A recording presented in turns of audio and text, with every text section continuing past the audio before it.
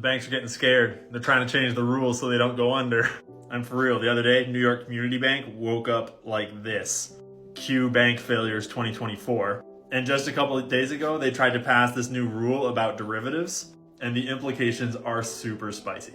So a quick refresher, derivatives, meaning like bets in the stock market that can go completely hog wild, are what caused 2008 to collapse. It was one specific type of derivative that they were super hyped on at the time, but derivatives in general allow for banks to just go absolutely fucking apeshit with all kinds of speculation on huge amounts of leverage. So if they're wrong, if things go badly, the whole economy can collapse. And after it almost did, Obama signed this wonderful bill called Dodd-Frank that totally was going to change everything. He said, quote, "Wall Street reform, Dodd-Frank, the laws that we have passed worked.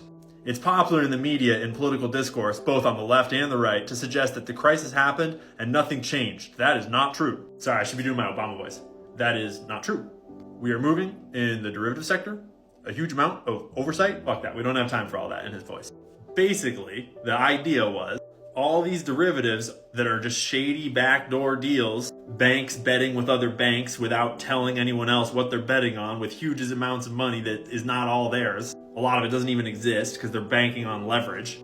Obama promised that they were all going to come into the light and be traded on exchanges so we could regulate them and everything would be safe from here on out. And that is why, as of the most recent report, JP Morgan is holding $58 trillion worth of derivatives, closely followed by Goldman Sachs and Citibank.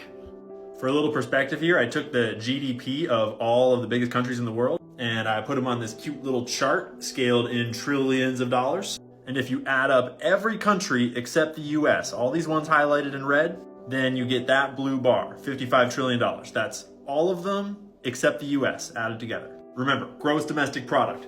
Everything that those countries, all of these countries combined creates of value in an entire year. And that red bar is JP Morgan alone, how much derivatives they are currently holding open. Just for scale. But Obama told us that don't worry, it's not gonna be dangerous, they're gonna be all regulated and out in the open market and it's gonna be safe. And that is why, as of the most recent reporting last year, 96% of JP Morgan's trades are over the counter, meaning in dark markets where they are not regulated and they are not reported. Only 3% of their derivatives contracts traded on exchanges like the New York Stock Exchange. And this is for every single bank. Some of them are 100% over the counter. This is the exact opposite of what Obama told us they were gonna do with the derivatives market. And shocker, derivatives got so popular into 2008, and what happened next? Nothing. They stayed really popular because this is the number one way for banks and big rich financial institutions to take our money. And they've already been shown that when they fuck up, they get bailed out.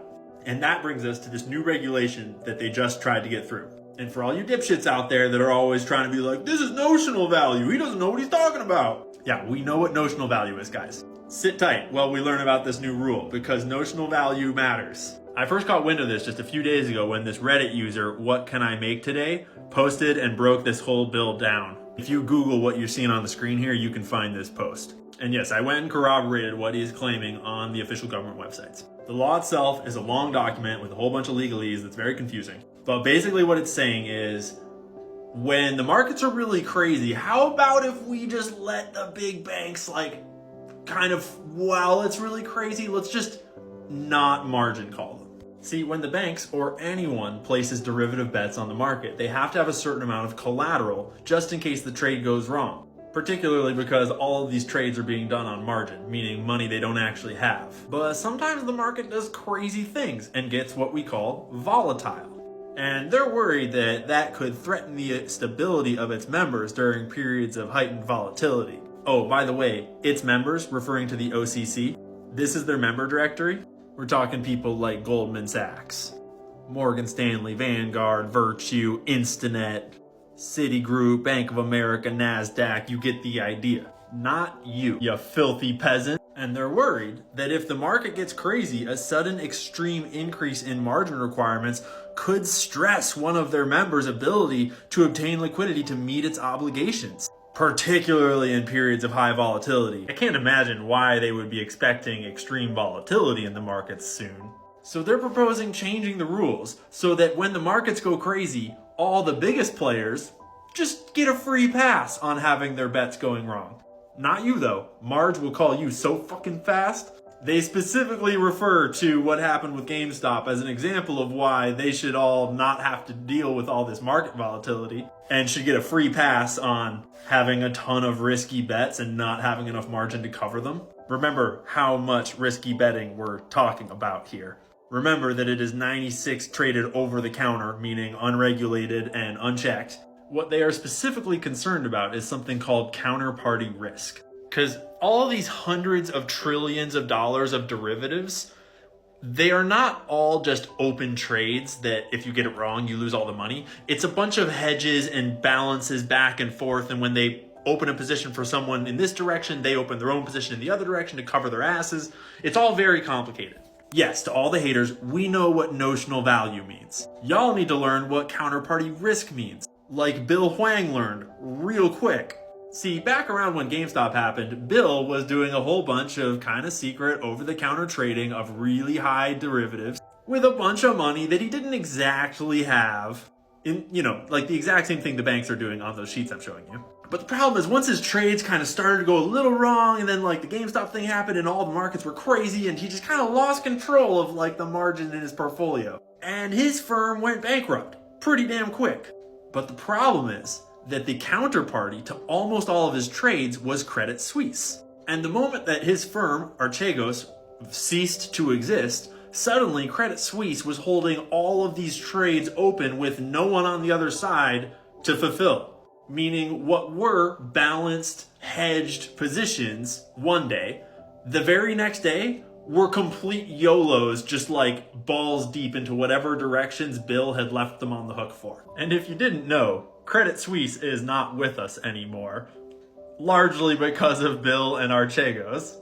All of these hundreds of trillions of dollars of derivative risk rely on no one going bankrupt, because if any one of these big players gets into trouble, everyone else's bets are completely fucked. And that is why they're trying to argue that they should all get a pass on margin calls, more or less, when there's times of extreme market volatility. Because, like, that's just weird random stuff. That's like, like when the market doesn't play by the rules, we just, like, get a little pass until the rules are back on, right? Because, like, we're good guys. So if you want to know more, you can search out this post by searching the title on the screen. This is in Super Stonk on Reddit. Homie wrote up an awesome summary, and then he even wrote a sample comment letter that you can submit if you want to submit comments that they're not expecting because the poors are not supposed to get involved. So if you want a key takeaway here, politicians work for the banks. The regulators work for the banks. Most of it's self-regulated anyways. Oh yeah, I forgot to mention that you also work for the bank's corporate income taxes, individual income taxes, and the entire global monetary system is leveraged to the absolute tits. And we might be in the process of watching our very first bank failure of the year, but probably not our last. This new rule tells me that they're expecting lots of volatility coming up, and that's why